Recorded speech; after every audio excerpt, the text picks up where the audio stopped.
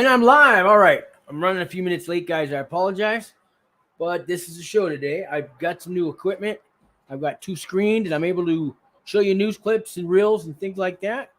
And I've also got a Google phone hooked up. We've got a live call-in. The number's on the screen. And I'll put it up on the chat room, too, in a second here. And I just want to check in with everybody.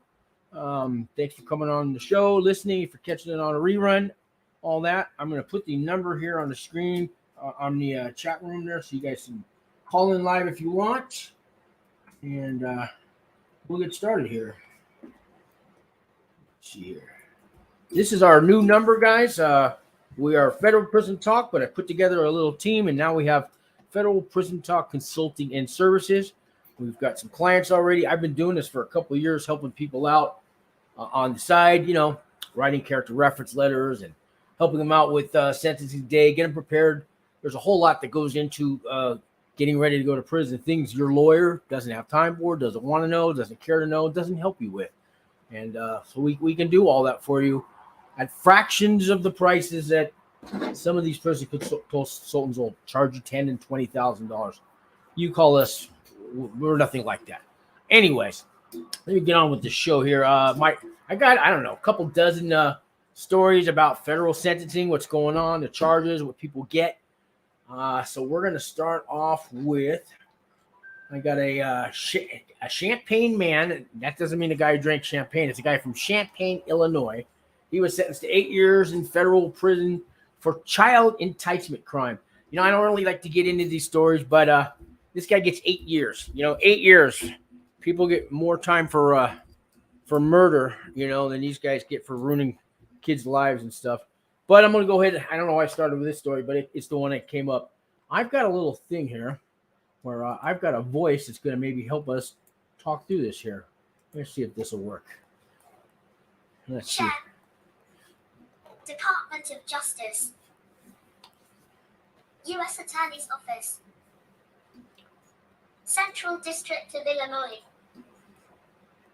for immediate release. Wednesday, September 21st, 2022. Champaign man sentenced to 8 years in federal prison for child enticement crime. This is my helper.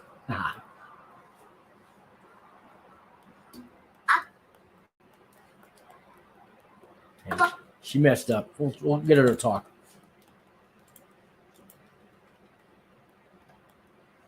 Champaign, Illinois, man,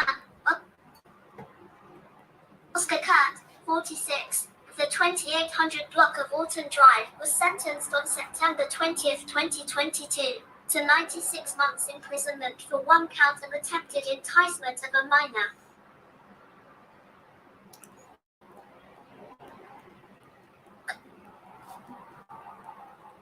She's trying. We'll get it.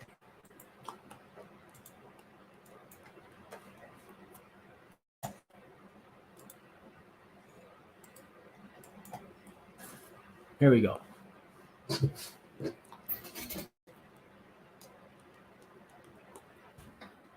I had it. Oh, well. So much for that. According to court documents, Kurt engaged in sexually graphic online conversations with an individual whom he believed to be a 15-year-old minor. On September 1st, 2020, agents of the Federal Bureau of Investigation arrested Kurt when he arrived at a Champaign restaurant to pick up the minor for a sexual encounter. Senior U.S. District Judge Michael N. Nim sentenced Kurt to the 8-year term of imprisonment, to be followed by 5 years of supervised release. Judge Nim also imposed a $5,000 fine.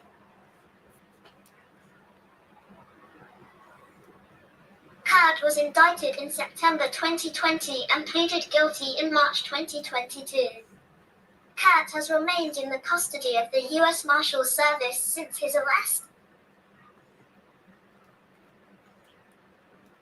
I'm glad they're keeping him. The Federal Bureau of Investigation, Springfield Field Office, investigated the case. Assistant U.S. Attorney Eugene L. Miller represented the government at sentencing. All right. The case was brought as part. I'm going to stop with that. I'm still learning how to get my little Google, Project Safe Childhood, my Google a Assistant to nationwide work for me. initiative by the Department of Justice to combat the epidemic of child sexual exploitation and abuse. Led by U.S. Attorney's offices and the Criminal Division's Child Exploitation and Obscenity Section, CEOs. All right, we'll get it. I'm getting there, guys. I'm getting there. I'm learning. So, anyways, that's the first story. 8 years, for they're called chomos in prison, guys, and I can't say too much on YouTube because they can shut me down. But believe it or not, child molesters, pedophiles, chomos, chesters, whatever you want to call them, are now victims. They are victims.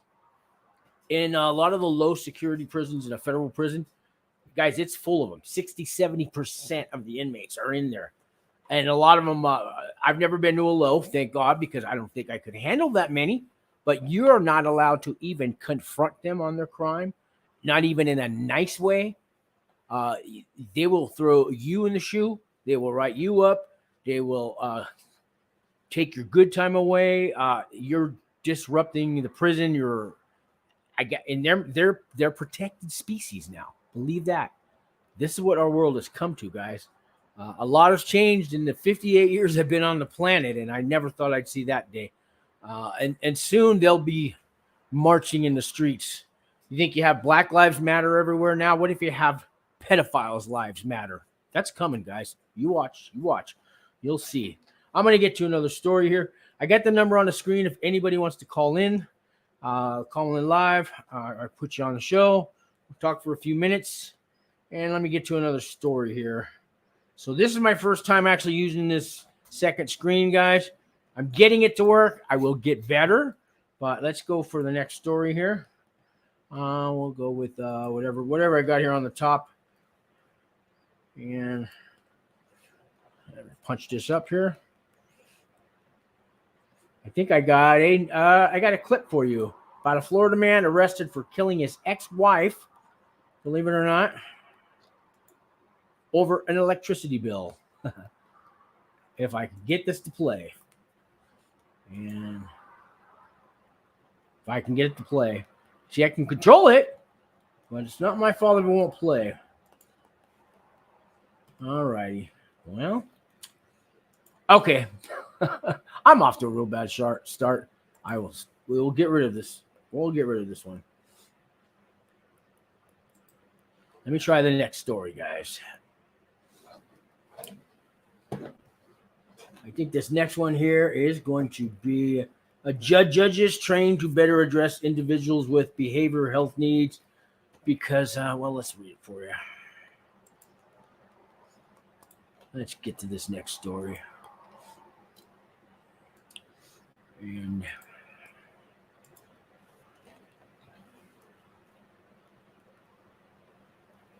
that should be coming up on the screen. There it goes. And my neighbor's calling me, and I can't talk to him. I've got okay.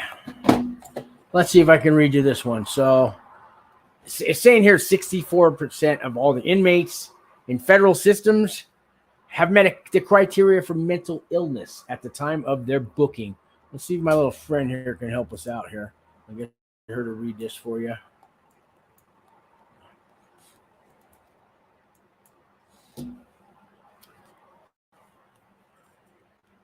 Control it up. That should do it. Judges trained to better address individuals with behavioral health needs. North Dakota State Seal, KFYR. By Rika Craven.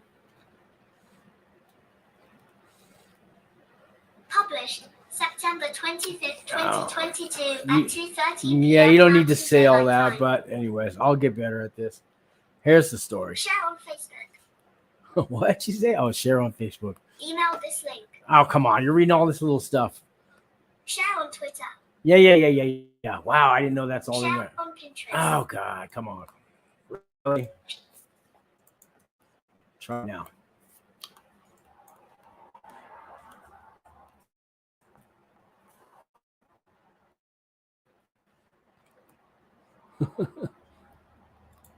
I got to get this going. Let's go.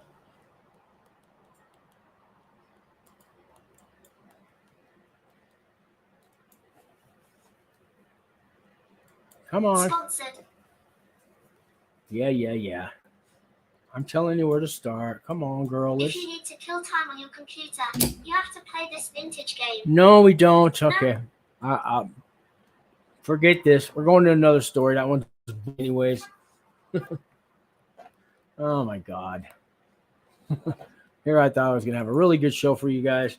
I may have to read these myself. You know, I had plans to do something else, but oh well. Let's get to the next story.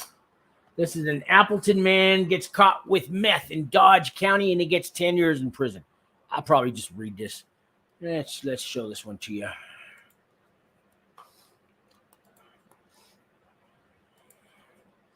All righty. Well, that's coming up on the screen. So it says, an Appleton man, he got caught with meth in Dodge County. He gets 10 years in prison. It says Juneau. I think isn't that the city in Alaska?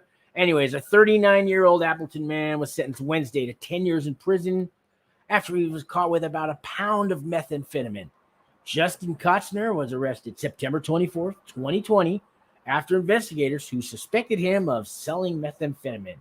They tracked him down to a gas station in Lemira, according to a news release from the Dodge County District Attorney's Office. Kotzner has returned from a residence in Milwaukee when he stopped at the gas station, the release says. He had multiple arrest warrants in other counties. A passenger in his vehicle was also arrested.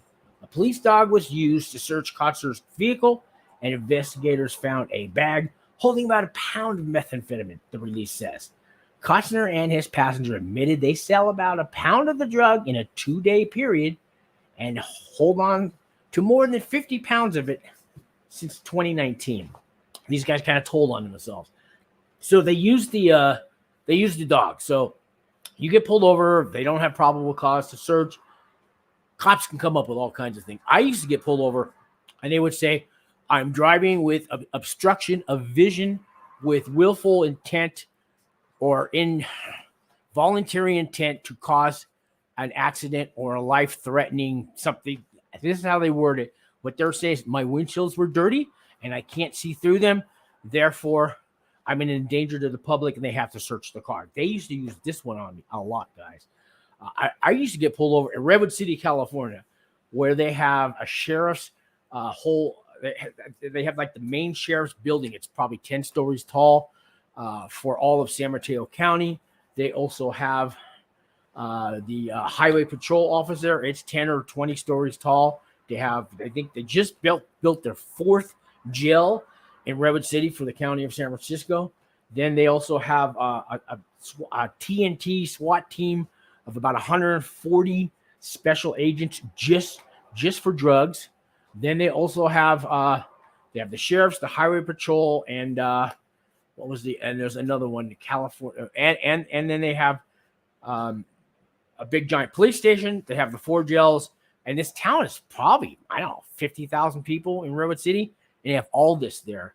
And there's so much drugs going on there, you can't believe. So you go through Redwood City, cops will pull you over for anything. I probably got pulled over 3 times for the obstruction of vision on my windshield. A couple times, they said I didn't have a front license plate. In California, you're supposed to have one. I did have one. Cop wouldn't let me go out and show him. First, he runs my name and all that. Then, if you're on probation or if you have a criminal charge, let's say you get off probation, but you got a rap sheet on you, they're going to want to search you. They're not going to take your word for anything.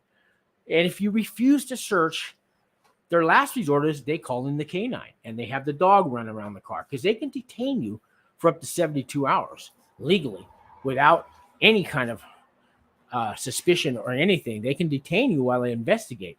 So they'll have the canine unit come out and the dog will circle the car, and the dog makes a certain sound or move, and it tells the officer that there's some kind of narcotic in your car. And do we really know what that signal is when the dog finds narcotics? Because maybe the dog moves his head up or down, or he pats 3 times on the door. We don't know what that signal really is. We don't know how well trained that dog is, but that dog is an officer of the law, and he gets away with, that dog can do whatever. The cop can say, oh, my dog's telling me you have drugs in the car. dog really needs to go to the bathroom. You don't know that. They use this and then they search your car. They're in Redwood City. They're going to search your car. I don't care. You quote them every law in the book. They're going to search your car, or they're going to hold you for 3 days and impound your car.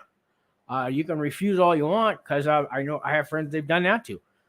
Take them in for 3 days and hold them and force you to take a blood test to see if there's any kind of narcotics in your body. Redwood City is nothing nice, guys. That's the next county over from San Francisco. I think they had the highest conviction rate in the state of California. Anyway, so this case reminds me of that. So, they search the guy's car. They find a pound of meth. And then these guys get to talking on themselves. Yeah, we sell every couple days they sell a pound, and they've always keep a couple up to 50 pounds on them in stash. So they got 10 years. You get pulled over by the cops, they find something, the number one rule is lawyer. Even if you don't have a lawyer, you don't have money for a lawyer, you've never had to talk to a lawyer in your life, you still say lawyer, and they'll have to send you in. They'll have to go find a public defender or something to talk to you, but don't say nothing, guys. They can hold you up to 72 hours. Let them do that. It's better than 10 years at the end, Let's get to the next story. What do we got here? Terrell's in the room. Hey, good evening, Terrell and Jason. Let's see how we doing, guys. Let me get this off the screen. If you guys want to call in live, I got a number on the screen. Let me get this off here. And I'm just doing news stories till somebody wants to comment or call in. Let me take this out of here. And all righty. So I have the number on the screen. I'll show you in a minute. And I also put it in the chat room. I want to say hello, Terrell. How you doing? Let's see. Jason's got something to say here. Oh, Jason. Jason. I talked to Jason. Orange County has the highest conviction rate in California from what I heard. Well, I used to hear it was Santa Clara County and San Mateo County used to fight for each other. That's up north. But I do know LA's, they're always fighting for their conviction rates down there too.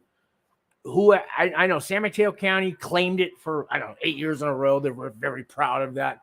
Who knows? San Mateo County is where they sent Scott Peterson. You remember that case? Because they wanted to make sure he got convicted, because he wasn't from there. He was from where was he from? Turlock, I think, or starts with an M. Modesto. He's from Modesto, California, and I forget the name of that county out there. San Joaquin County, perhaps. But anyways, that's where they sent him. But I do know Orange County's got a bad reputation too, man. They really do. And Jason, man, this is the Jason I talked to this morning, right? It's got to be. If you want to call in too, you can. Jason, hope you don't mind me telling them, Jason, but he's got to turn himself in tomorrow, right, Jason, or is that Friday? But he's got less than a day or so. He's going to prison, guys. To Sheridan, Oregon, and I helped him out a little on the way. And hopefully, he's prepared. He got a little better mindset and a better outcome at the end of the sentence. And I know he knows what he's facing now, and he's going to the Disneyland of prisons. He's going to a camp, guys. If you could go to prison, you want to go to a federal prison. And if you're going to go to federal prison, you want to go to a federal prison camp. It's kind of like going to high school. And you can sleep at night without worrying about somebody shanking you. You don't have to join a gang. You can talk to any race you want. You know what I mean? The politics aren't there. You don't have to show your paperwork, because chomos and pedophiles, they're not allowed in a camp. All right. If any of them ever slip through the cracks, there are a few murders in camps, and that's one of them. And snitches. Now, they don't really care who you snitched on before you got there, because a lot of white collar guys, they raid an office, a real estate office, a doctor's office, lawyer's office. They're all telling on each other. Trust me, they're all trying to get the best deal. And we know this in a camp. So you snitched on, half of your office or whatever, but you get to the camp, it's prison time, okay? You see somebody smoking a cigarette, man, you don't say nothing. You see him gambling at night, you don't say nothing, okay? You see a guy on a cell phone, and you're going to see 20 times a day, you're going to see guys on a cell phone. You don't say shit, okay? You say nothing. If you do say something, that's when I see people get their ass beat. All of a sudden, the bathroom's closed. There's 2 guys or 3 guys in front of the bathroom. You know, it's happened to me. They go, you got to use the other bathroom right now. No problem. I keep walking. I don't even want to know. But I know. Because then what they do is, you know, they'll wrap their socks and everything around their hands so there's no bruises or scratches. 8 or 9 or 10 guys are just going to go at him for a good hour or two. And then a lot of times when he heals up, they do it again. They rarely kill you in there, but a lot of times you will be hardly able to walk when you leave that bathroom. And they may tell you, now go check in. Go check in means you go to the front bubble and you're going to say, I'm checking in. And they know what that means. That means you want to get thrown in a hole, and they're going to throw you in there for at least 90 days, and you're not going to say nothing, and they're going to see something happen to you, and you're not going to say nothing. They're going to go around and check everybody's fingers and hands and all this, and they're not going to be able to prove anything, and that person is never seen again. He's off to a low or a medium or something like that, and that's how they handle their business. But it's usually over gambling money or snitching, man. Okay, so you get to a camp, you keep your mouth shut, you don't look at anybody's cell or dorm or wherever they live in, you just keep walking by. That's like peeking in somebody's window, okay? When you walk home from work at night or whatever, you don't peek in all the neighbors' houses on the way home, do you? I live in apartments. I got to walk by a bunch of different apartments. I don't peek in all the windows as I'm walking to my door. You don't do that, okay? You don't do that in life, and you don't do that in prison. And that's kind of how that goes. And let's see. Let me catch up on some of these comments here. So, yeah, Jason said, yes. I thought that was you, Jason. The last name threw me off. Yeah, I'll call in a second. Okay, great. And I got Patrick Michael. Hey, Sean, interesting stories as always.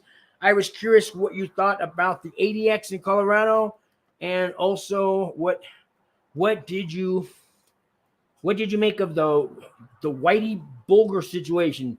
Thanks for, I don't remember now. I that came and went. I can't remember. You gotta fill me in. I didn't pay much attention to that one. Sorry, but I'll tell you the ADX Supermax. I worked there during the day at a camp. These are work camps, so we're out of custody inmates if there's such a thing, which means we can go in and out of the front door. Where all the visitors come in and the cops come to work every day. I can go out in the parking lot. I can walk all amongst where the cops park their cars and the guards. I can walk all through there if I want. They don't trip. I can go to different warehouses outside of the camp. I can walk to the road like 10 feet from it. Then you see a sign that says out of bounds, but there's not a fence. So one of the jobs they have is they take the campers over to the ADX, and we're inside of that Supermax all day long. Some guys are in the laundry room. Some guys are in the education room. Some guys are in the medical ward, being an orderly over there, and we're in the kitchen. And we're making all the trays, for El Chapo and the Unabomber and the Boston Bomber. And I used to know them all. There's a lot of bombers. The Shoe Bomber, the Oklahoma City Bomber. I think there's like 12 bombers. They call it Bomber Row. And so we made their trays. I've gotten shit on my videos from people leaving comments saying, oh, you didn't really go in there. You might have made their trays at the camp and then they're trucked over there. No, we're inside. We go through 2 big giant fences. We get searched. We go through a metal detector. We are inside of the Supermax. But we're not near the cells. We're in a different part of it. I can see when they're taking one of the inmates to medical or court or something, we can see there's a hallway, but they had it blocked with something against the glass. But we'd see feet. We'd see 4 sets of the guards' feet and 1 set of feet in the middle, because anytime those inmates are out of their cell, 4 guards have to escort them anywhere, and that's the rule. But we're not ever allowed to see their face. I guess by accident it could happen. I know we had guys that were they were maintenance guys at the ADX. So let's say El Chapo's toilet breaks down. It's flooded, whatever the thing is. They're going to take El Chapo and they're going to move him out of his cell, and they're going to put him in what they call the hole in the ADX. And he's going to probably be in there all day while my friend Charlie and Billy were the maintenance guys, and they would go in El Chapo's cell and they would fix his toilet. But maybe somehow as they're coming down, they might have seen El Chapo escorted with 4 people. We're not supposed to. Yes, it can happen. but it rarely never does. And that's kind of life in the Supermax. Let me get some more comments here. Juan. Oh, no, that's Jason. Call doesn't go through it. Let me check the Google. It should. I'm going to check it right now. Let's see. Let me check it out here.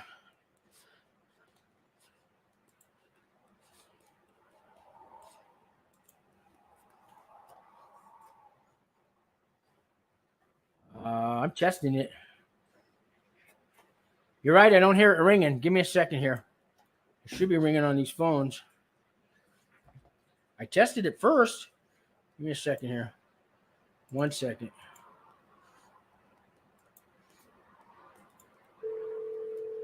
I hear it doing it now. All right. It should be working now. Uh-oh.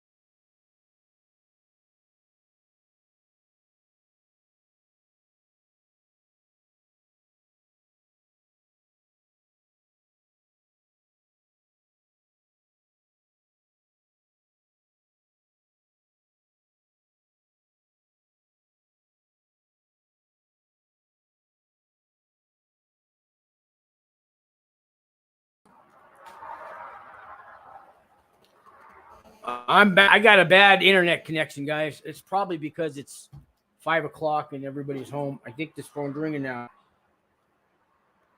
Hello. Oops, I didn't get it. Hold on. It's working now, but I answered the wrong phone. Let me get it on here. Just a second.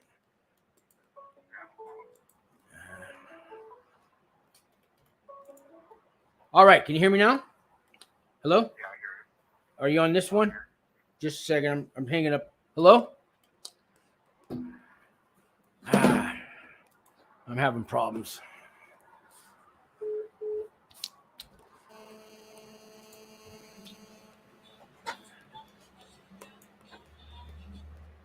Hello.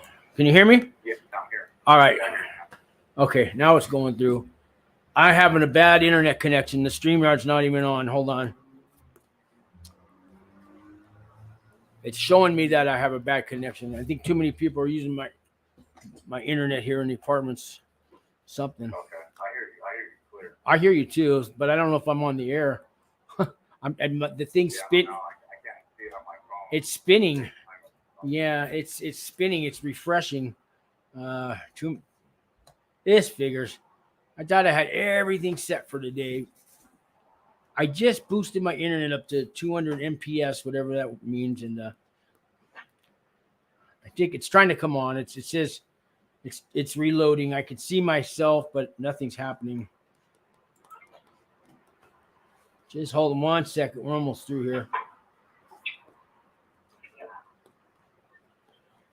I should have turned the. Is that your kids I hear in the background? Yeah, they just came in from the pool. I was actually barbecuing. Right on. Sitting out at the pool right now.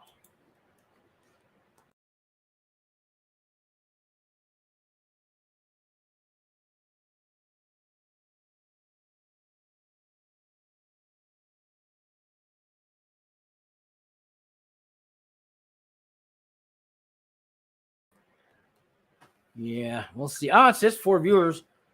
If you guys are still with me, thank you. I have a bad internet connection now. Here I check all these other things. Plus, I got like 20 stories I was going to show you. And guys, I'm learning. So even though I have the 2 screens and all that, I have, I guess, 20 websites on hold. So I just went and I got rid of them. I guess you can't have that many on hold because the internet connection can't handle it. So I'm going to take a few more off here. But anyways, I got Jason on the line. Jason, you want to say hello to everybody and tell them what's going on with you? Turned myself in actually on Friday. Friday. Such a long drive. Yeah, I was gonna actually take a plane, but there was no planes going close to the prison where I'm going to those airports for like till the 2nd or the 3rd or something. I had to get there on the 30th. So I had to take a Greyhound. I wasn't gonna have my plane. I took the Greyhound, man, and there was 3 other people going to prisons, not the one I was going to. A lot of people, or coming home from prison. Greyhound's famous for bringing people back from prison. Yeah, you know what? I take plenty of Greyhound parolling from state prison. Okay. And then taking the Greyhound home, my wife said, "Well, this is crazy." I go, so many years I paroled from, like Portland State Prison, and it's a little bit kind of up north. I got out of Watsville one time. Right. And they put you on the Greyhound. Give you $200. Oh, that the gate money. The feds don't give you that anymore, but they do give you yeah, they gave me, I don't know, like $30. It's enough to buy. They give you like $10 a day for food and then money for a taxi cab to get to the halfway house. And they figure out what that costs. So I had to go from Colorado to San Francisco, and it was about $32, and that was supposed to pay for everything. Okay. That's their idea of gate money. My ride's about 24 hours, so I'm going to leave tomorrow morning at about 7:45 a.m. All right. Santa Ana, Greyhound Station in Orange County. Okay. California. How long's your ride again? And then, so I'll leave at 7:45. We'll say 8 o'clock in the morning. I'm supposed to get to Salem, Oregon, on Friday about the same time. So 24-hour ride is like 17-hour drive, but there's a couple layovers. Greyhounds are famous. I mean, every time I've taken it, you have to connect with another bus. There's no driver. The bus is late. They're famous for being, 3 hours late, switching buses. I hear story after. I got help. Okay. I already called them. I called the prison actually today. I'm just saying on Greyhound, man, you need to give yourself a 10-hour window with Greyhound. I was 4 hours late getting into the halfway house, and no phone to call them because I'm coming home on the Greyhound. Nobody would let me use their phone. Yeah. They go. You don't have a cell phone? I go, no. I just got out of prison. Everybody heard me say that. Everybody put their phones away. So I couldn't call the. No. I asked like 10 people. I even stood up on the bus. I go, really? None of you guys are gonna let me borrow your phone? I got to go to this halfway house. I made a little speech, and then nobody talked to me the whole time on the trip. Yeah. I'm gonna steal your phone while we're going, 65 miles an hour on the freeway through Wyoming. Yeah, I'm gonna jump out the window with your phone. I want it that bad. Yeah, so, it'll be there 8 in the morning. I got till 2 p.m. I'm taking my phone with me, like I said, I'm never at home. Yeah. In the city that I'm in, because from where the Greyhound station is, the prison is like a 30-minute drive, roughly. So I'll call a lift. Through my phone, I'll use the app. I already have the app here. Okay. So I'll call a lift. Well, I got a little bit of time. If I get there at 8 a.m., I already scouted all the restaurants that are around that bus station. Sure. So there's a couple spots where I can eat breakfast. They got a sushi spot that opens up at 11. So I might hit that spot. You're into that, huh? Yeah, that's right. You guys from LA like that stuff, huh? Yeah, I like breakfast. That's Japanese food. Big on that. So I'll eat breakfast, maybe lunch, not for sure, and then just I'll actually catch a lift, or I'll walk. I think I'm walking distance to the post office, and then I'll call the lift, and when the lift comes, I'll just throw my phone in a box. Yeah. Send it home, because I called the prison, and they were just like bringing in a cell phone with the personal phone. They point of don't bring your cell phone because it'll take forever to get back. Yeah, you're also talking to the guard at the medium when you call in there. Probably so. No, unless you tell them to transfer you to the camp, that's who you're getting. But I'll tell you what happens if you show up with the phone. They'll mail it home, but they're not going to pay for that. They're going to wait till you have some money on your books, and then. I'm gonna take cash with me. I'll have cash. Okay, but the guards ain't gonna take that cash to go mail your phone. They're gonna wait till you have money on your books. Then you're gonna order stamps, and then you got to come up with your own box and packaging. But the cash goes on my book. Yeah, right. And then you got to wait and go buy stamps. I mean, maybe the next day or two you come back to them, but you got to go through their R&D. They have like a little shipping area. They have their mail room. The CO who runs that mail room, you got to go during his window from like 10 to 2, Monday, Wednesday, and Fridays with a package. He's going to weigh it out. He's going to tell you what the postage is. They're going to take it out of your commissary. And so they're going to hold your phone. And, a lot of times that little window between 10 and 2, the guy's never there. You might get lucky on Thursday. He showed up to get a package out because guys mail things out of the prison too. But a lot of times you got to work. Are you allowed to get like any type of packages, or is there something more than just the commissary? Yeah, well, they have a whole arts and craft commissary book. You know what I mean? Like if you're going to do arts and craft things. I know a guy that made. Yeah, radios are on the commissary. That's on the commissary. That's gonna be on the commissary, so you gotta buy their stuff. You got to buy their stuff. Yeah, I was able to bring my cheap. I brought my Walmart tennis shoes in. They let me keep those. They were fine. Yeah, they said no tennis shoes. Whatever you bring into their thing. See, that's the medium. The camp's different. But now with the pandemic, and it just depends where you go. I wasn't told I could keep mine. I was going to give them up. The guy just told me, "Oh yeah, you can bring these in," and he didn't even really look inside of them. I go, now you tell me. I could have had it stuffed with something, I'll just order some on because I looked up the commissary for that prison and pulled off the POP website. Yeah, did they list the shoes? It's got shoes. Okay. Yeah, it's got shoes. They're like 60, 80, 120. There's different. Two different kinds. Yeah. So that's fine. I mean, it's not a big deal. Yeah, It's not a bigger problem still. right. They have this little window showcase, and every month they'll have different shoes. I mean, sometimes it's Nike, sometimes it's, I don't know, some off-brand, but yeah, they're $60, $80 for the cheap ones, and they go up as high as $200 on commissary. Yeah. So it's been, like I said, it's been 4 years. I've been out on bond dealing with this case for 4 years. Yeah, it's a long time, man.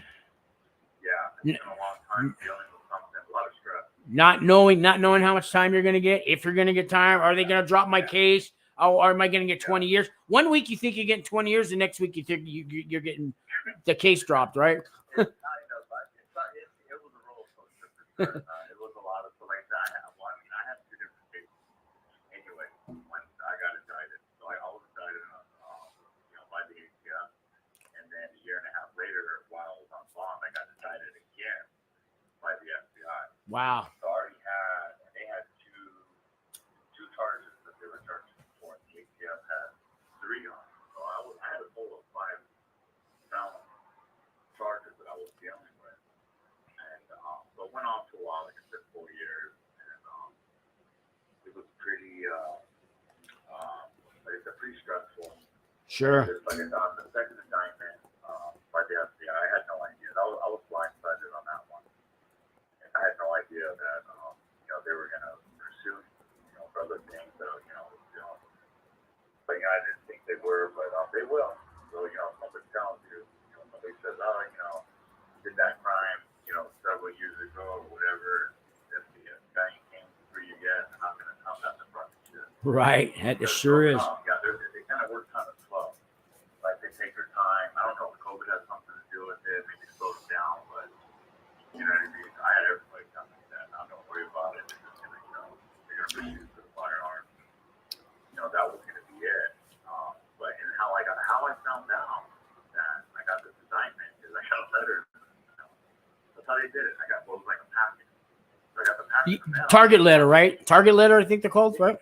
It was like a little packet. Is what it was. It was kind of there was a good issue of paper. There was like a vanilla folder. Okay. And it came from the federal building, and I was like, just more shit about court, whatever.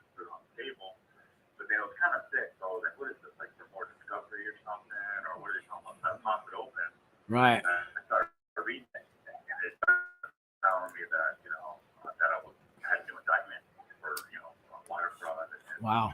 money laundering. It was actually, they called it foreign wire fraud. And it was money, I think it was laundry, they went into laundry of, what is it, Monetary. or something like that. Yeah, Something like that, yeah, it was that. They think it's money laundering, but those were the actual, that's what it said. Right? If you're an American, if you're an American in another country doing anything illegal, they'll come and get you. I knew guys living in South America doing had scam centers, calling people up on their computer gets frozen, call this number, and Well, basically, what they told me was, because I had a little bit of I could have kind of thought it because the actual crime, the wire fraud that I was committing was in another country. It was in Europe. yeah, I was here in the U.S. and I was using American bank.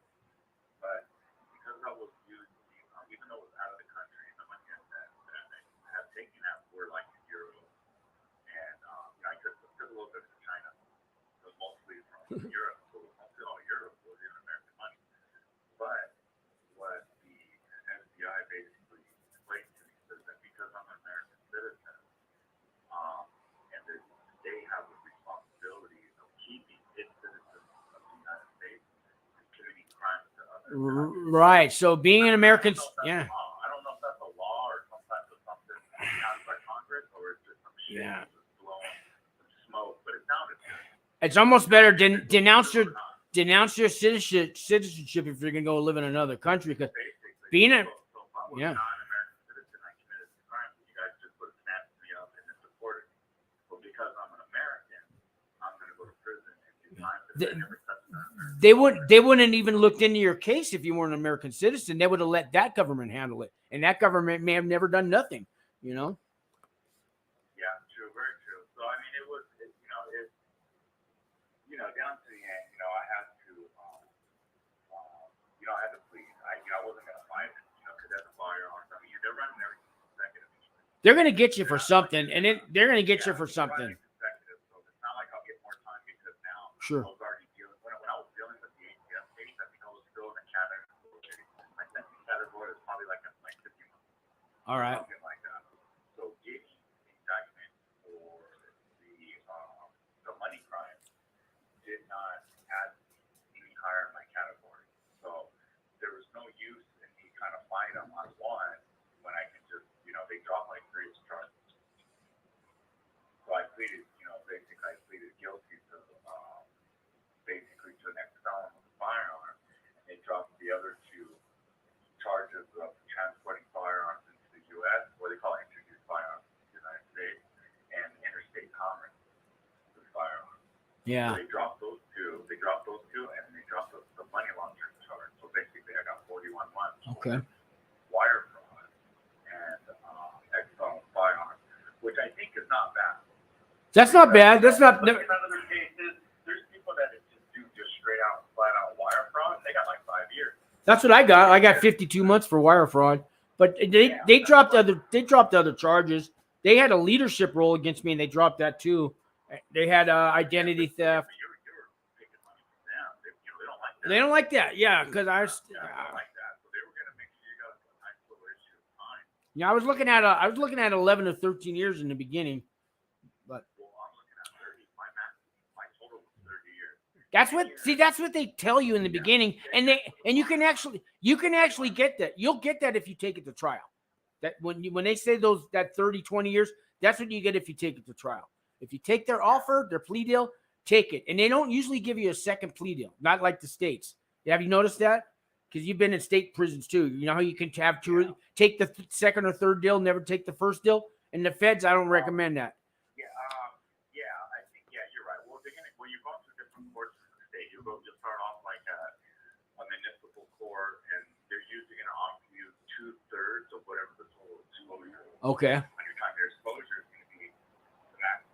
Like I had actually I got arrested like in 2011, 2012 for firearms.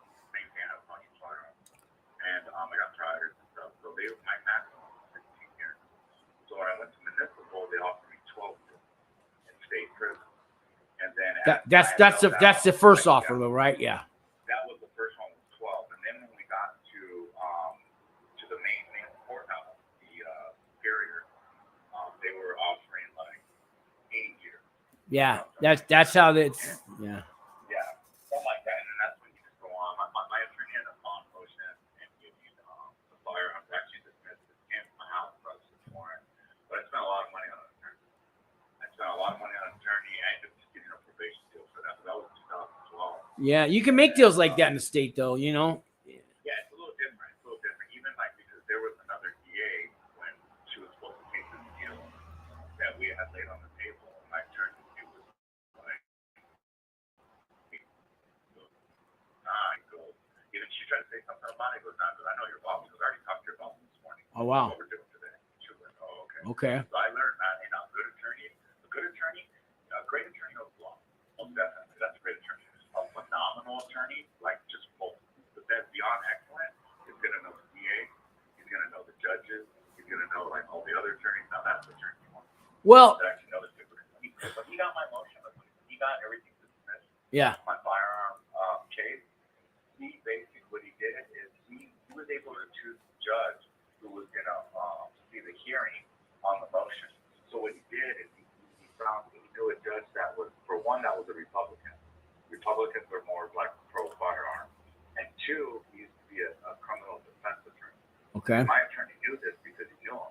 So he goes, this is going to be the most unique one, the best chance we have of this guy. And we went in, and sure enough, we won the big case. Like he just missed everything. He said an officer can't go in your house on a safety check or a welfare check and then find incriminating evidence against you in your house and then use it against you in court. They can't do that.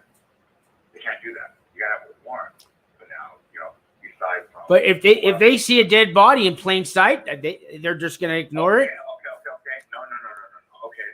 They say, okay, let's say like this. I'll give you an example. All right. And I learned this because that he had pulled up this, such and such versus whoever, the state and all that crap. Yeah. So they got a guy, right? That's in a hotel room, and he's passed out on his bed, and he's got a firearm right next to him. No. He's got like some drugs on the table. Okay. Right? And he's passed out, and an officer walks by and sees that. Says, yeah, probably cause to go in there to check on this guy. He could be, OD'd or whatever, dying or whatever. Right. He's drugs. So they say, yes, he does. He can go in there, Okay. Somebody's in need. So he goes in there and checks on him. So the officer wants to look around in the room. First of all, he finds out that the guy's on parole. Officer looks around and then finds a firearm under there. Now, Can he, because he found a firearm, the argument was now, can he charge this guy with the firearm? He went on a safety and welfare check. He's already going to get, first of all, his being on parole is not to do with it. He'll get a violation for that. Yeah. But when he catches his turn, catching his Yeah. turn, they file on it. Right. And it was, we went to the Supreme Court or the federal court, and they actually voted against it, saying no, that they couldn't, because they needed a warrant actually to go in there and to be able to charge him like that. Is what it basically is what I read. So I mean, I'm not, you can look it up. I could be off on a little bit of this. This was years ago now. I thought it was over 10 years ago. But I know it was okay. But it came down to something like that. Well, so he was an ex-felon. No, yeah. He wasn't on parole. He was an ex-felon. Okay. Parole would give him a search to arrest. Yeah. Okay, so yeah, I was missing something. So he wasn't on parole. He was just an ex-felon. But he wasn't on parole, so he had a search to either, right? But so I know this. I was just talking about Redwood City, California, right? Now, they never get a motel room in Redwood City, guys, anywhere, because they go around their probation task force. They go around and they do probation sweeps, right? So they'll they go to the front office. They know who's on probation and what room you're in, right? And they'll do a probation check. That means you have to let them in and they can check the room, do whatever they want. But they're famous for knocking on every door. And you open up the door and you're John Maxwell from Chicago, Illinois on vacation, right? And if you crack that door open wide enough for them to see that there's a bag of cocaine on the table, they'll rush in and arrest you because they saw it. So they only got to get you to crack the door. And what they say is, oh, we got the wrong room number. It was supposed to be room 366. This is room 362, and they use that excuse, and they'll knock on every door. I mean, I've been in those motels, and I watch them. If you're on probation or any type of parole or anything, I mean, that's out the window. You really Right. But they just want to get you to crack that door open. They do it to every room, and some people open the door wide enough, and they see dope on the table, and you know they don't even know who you are. You're not on their list, but now that I mean, law enforcement, they do. It all comes down to this. Man. I mean, law enforcement is always going to do things. They're going to cut corners, do shit they're not supposed to do. I mean, I've dealt with every type of law enforcement in the country except for DEA and I think the CIA. I mean, pretty much everybody else. Were you involved with Interpol? Did that have anything to do with your case? No. You know what? No, I thought maybe. I thought, you know what? Honestly, I mean, my crime is small now. I'm not going to sit here and say that, I was doing the big stuff and living on yachts and driving Bentleys and all stuff like that. No, I didn't live a life like that. I lived a very normal life. The amount of money that I took was 1.1, I think, right under 1.2 million, roughly around there. But keep in mind, there's me and a couple other people that are involved. Sure. And, splitting it up. And this is over like a 9-month to a year period. Okay. And if we're splitting it up, let's say I'm pocketing like out of that, maybe like a $250,000, roughly, like around there, give or take. You know what I mean? There's a couple transactions that I was doing to actually get the money out. I was paying other people to do it because you can't just move money. Like you get like $200,000, or you get like $100,000 in your bank account. You can't just go in there and withdraw it.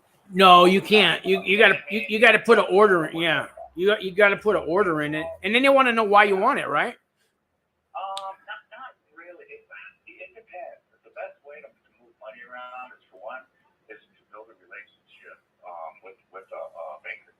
Oh. This is what you do. Go in there, open an account with the guy, talk to him. That's what I do. Okay. And, so when we need anything done, you go through him, and the tellers listen to those people. Right. You need to cash your check for $20,000. Don't worry about that's Leslie right there. She's gonna take care of you, and she ain't got a question. Yeah. You pull out a cashier check, that's to the teller. All the bankers do are like, if you're gonna do a wire transfer, then that's to the banker. You would actually go to the teller, basically. So I mean, I was doing, so keep in mind, I'm kind of like using other people. I'm pushing cashier check. I'm using other companies that I'm trading, another bank account. I'm bouncing the money around, so it takes some time. But the amount of money, like I said, just living a normal life here in Orange County, that's not very much, man.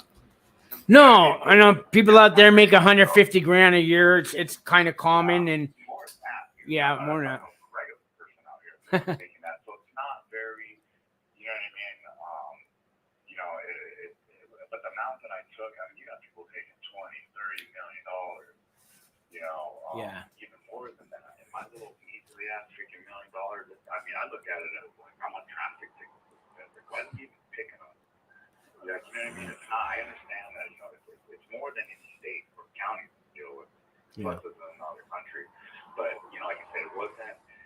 Like I said, I think it was pretty minor. I got out of it when I did. I got greedy. And I kind of kept going, and I just kept accumulating money. Well, I got out of it. So I don't think it's big enough for like an international agency. Yeah, but see, in that world of crime, you're the small fish, and you're the easiest one to catch. Yeah. And they don't go after. They never go after Mr. Big, whoever that is. Well, apparently they got the people that I learned it from, the ones that I was working with and stuff. They got them like in other states. Yeah, yeah. Because the FBI told them, we already got your buddy here. I don't know who that is. I was like, this guy was Yeah. So they showed me some pictures, and we got this guy, and there are people that I know. Right. I was like, damn, that's around, man. They are around everybody else. Because it worked like in a cell system. Basically, there was like maybe 3 or 4 of us working together for one person. We were getting fed the information Okay. from another country. We'll do the phone, basically, but we were getting fed on information that different bank or different companies, like let's say like a large company in Europe, is gonna make a purchase from another country, like it's let's say in Asia, for like goods or something that maybe they're manufacturing, and what they'll do is they'll wire them money. Basically, they'll wire like $200,000-300,000, $500,000, up to millions of dollars. Big companies do that around the world. That's common for them, and the person that's overseeing that or sending the wire transfer is basically going to be like the CFO, the chief financial officer. Right. It's who you're going to have, and they kind of work like robots to a sense. I've learned Europeans are more naive. They're easier to fool with. Asians are tough. They'll shut you down if they know you're like they hire people like the people that I learned this shit from to watch over their stuff because we got shut down in some companies in Asia. But the Europeans, so they're going to spend some money, right? But the people that I'm working with know that they're going to send money. They've been monitoring their email traffic for like the last month. Okay. So they know that this money's coming, right? So they know the person they're talking to. They know the bank and all that. So basically, what they do is I'll get the information of that bank of that company that's about to receive the money from, let's say, Europe. Okay. And I'll create a DBA. Basically, you got to go down to the courthouse, and you have to file for fictitious business names. And you're going to get on the computer and you're going to run it. And you're going to run it through the computer, and that computer is going to make sure nobody else has that business name. But there's a small loophole that I was showed that will bypass that. And I can be targeted if I want to and open up a DBA and use that name. It doesn't matter. So there's a way to get past that. So I would get the name of the company, have the DBA, and get a paper that they would stamp from the courthouse. You go to the records you would go to. And with that paper, you can go to any bank and open up a DBA under that name, right? They'll ask you a bunch of questions, about your business account. It's basically full ownership, whatever. They have no idea that company exists in another country. Right. So they open it up. You just tell them, well, I'm doing tile, whatever kind of bullshit. Yeah. Whatever. Nothing different.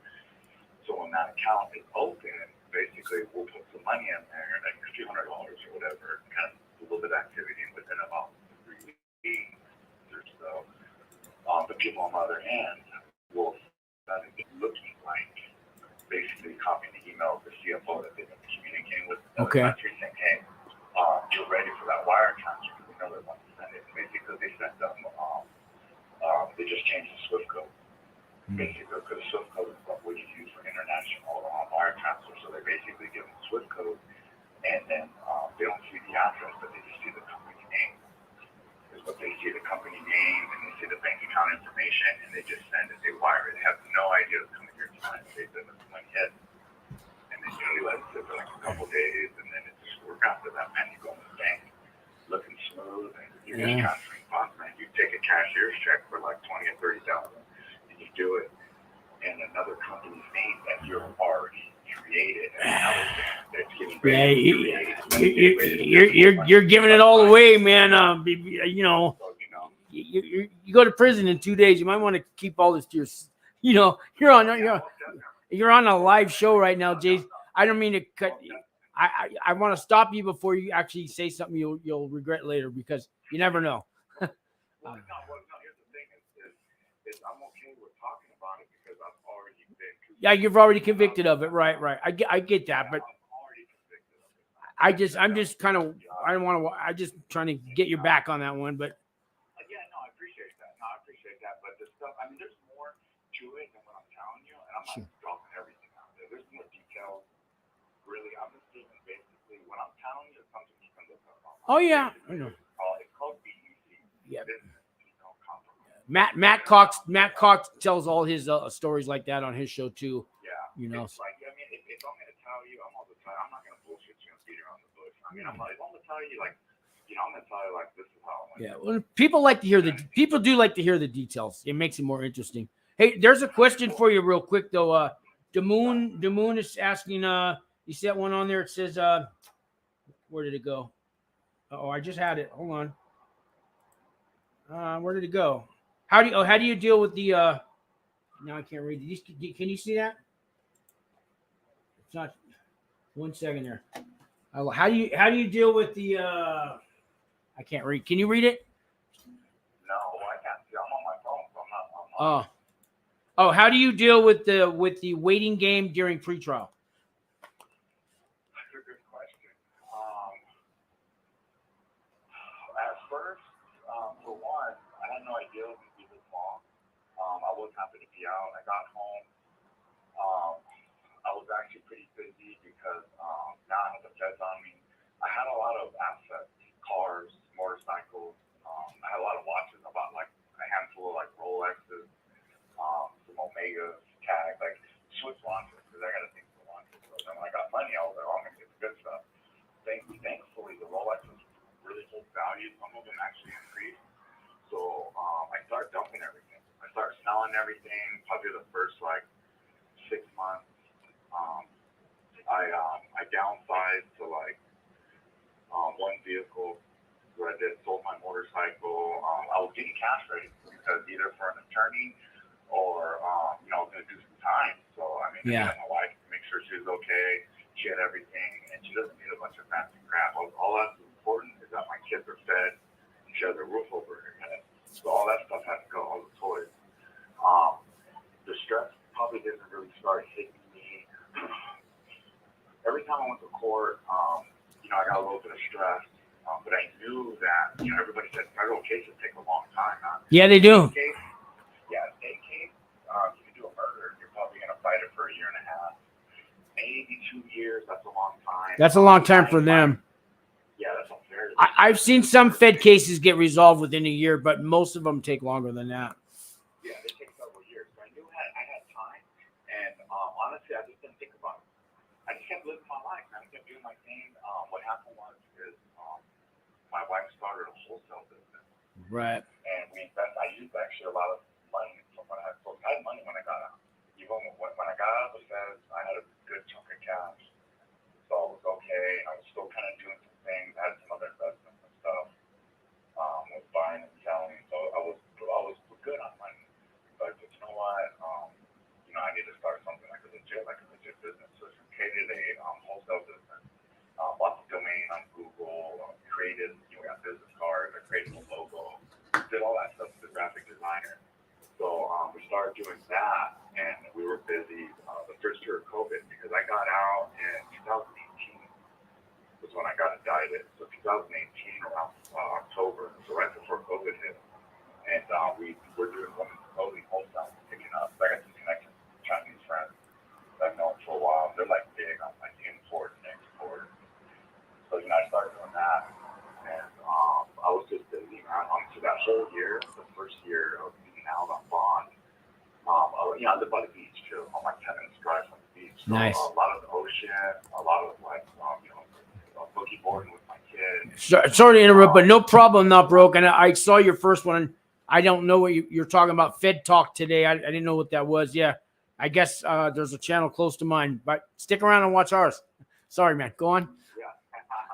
So, you kind of dealt with that. I went out a lot. I know eventually I was going to face the music, but I did a lot of, I drunk a lot because they were drug testing me, like once, at first, like once a week, maybe twice a week. I'd call this number, and if the number had my number that they would call out, I'd have to go drug test the next day.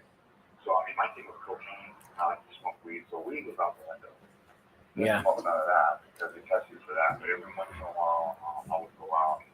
A lot of drinking at night because the alcohol doesn't thing shit. I don't think they're testing for alcohol. Yeah. Just kind of that. A lot of restaurants. Is cocaine still popular? Is cocaine still popular out there in the world now? Yeah. It is? I would say so. Yeah. People that I know. Well, the people that snort cocaine are different than the people that smoke it and shoot it. It's kind of different worlds. But so I think the functional people that It's more social. yeah, it's social in that kind of those type people in that category that go out and socialize and do drink at nightclubs and because you got your drug, you got you. Yeah, it's every once in a while, man. Yeah. So I guess like Hollywood still does powder cocaine, but the rest of the world has moved on from crack. Now they're doing meth and they're doing fentanyl, and they don't really. That's everywhere, but Yeah. it all depends on who you're going to surround yourself with. Sure. You know what I mean? If you're around those guys, I don't know anybody personally that does that. They're out there. I'm from California, but I don't associate with them. But that's a different class of people. Your lower income class people, they're going to snort the meth, and then the guys that are worse, they shoot it and they smoke it and all that, and different lifestyles, I guess. But the answer to that guy's question, Yeah. I go through it when I'm pretty Right. cool. I'm doing my thing. When I sleep, I have a lot of dreams, man. Like dreams of some place that I've never been. It's weird because I've been in prison. You know, I've done a lot of state time. I got almost 8 years total just doing state time. I've been in some fucked up places, but I know what I'm going to when I go to these places. Now I'm going to something completely different. So I have these bad dreams where I can't call my wife. You know, I can't get a hold of her. Like I'm just like, you know. No, where you going? You can use the phone all day long there. Yeah. Right. So that's kind of like what I've been going through. And I said these last, since I got sentenced, when I got sentenced, the judge gave me 90 days. Self-surrender. Right. He gave me 3 months. So the 3 months, Dad, I mean, honestly, I've just been staying busy, man. Helping my wife with the business, just trying to get money together to make sure she's okay. Yeah. And just spend time with my kids, man. I mean, you know, pool, a lot of pools this summer, a lot of swimming at the beach, and just trying to really not think about it. But it hits me when I'm sleeping. So that's basically answer his question. I just keep myself busy, and I just try not to think about it, not to waste my time and my energy stressing on something I can't change. Instead, use that time and that energy to enjoy it with your family. Yeah, that's right. Spend every moment you can with your family. That is the best thing to do. So yeah, that would be my advice for anybody that's self-surrendering and they're all on a case. Spend time with your family. Don't stress on it. Don't stress on it. Jason, yeah. I'm afraid it's been over an hour. I hate to say this, but I'm upstairs. I have a 2-bed. I mean, I have a 2-story apartment. My door's been somebody's banging on my door down there. I've gotten 2 phone calls and now 2 texts. So my laundry's in the dryer in the washroom, and my neighbor's been pounding on the door and wants me to get it out of there. And I didn't, you know, I'm in the middle of a show here, but I got to go do that because they're already. He said he's coming to the door again. He doesn't even know I do this show, so he thinks I'm just up here ignoring him or something. So I got to wrap it up. But let me say, hey Dave, I want to say Dave out there. Yeah, I see you, Dave, and you're getting ready to get sentenced. Waiting on pretrial. I know what you're going through. Dave, my number's below in the description of all this. And if you need any help or assistance, I also have now we have Federal Prison Talk consulting and services, and we can help you out with different things. You don't have to pay nobody $10,000 or nothing like that. Come talk to us. We do all the things those guys do for a tenth of the price.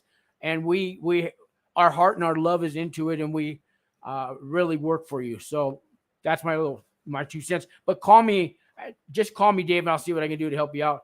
Damoon, all you guys, thanks for coming on. And Tashanka, his name's really Mark.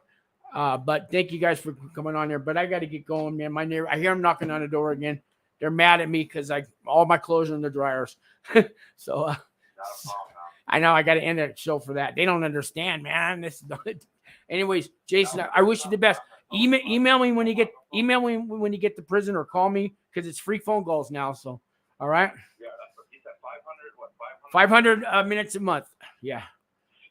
That's good. Plan that I got him home. Yeah. Our guy just left me a reply on a video, and he says he's at Florence camp right now. He just got there, so he's watching my show on a cell phone in prison. Really? Come on, guy. Yeah, I love it. Yeah. Well.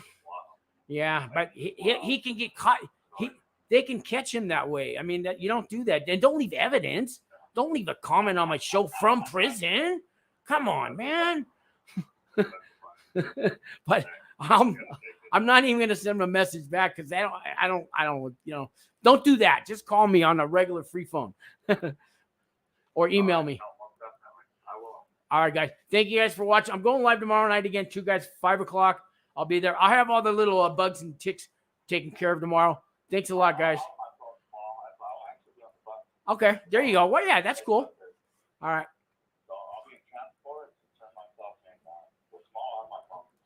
Okay. I'll see y'all guys tomorrow night at 5 o'clock. Thanks for watching. I got to go.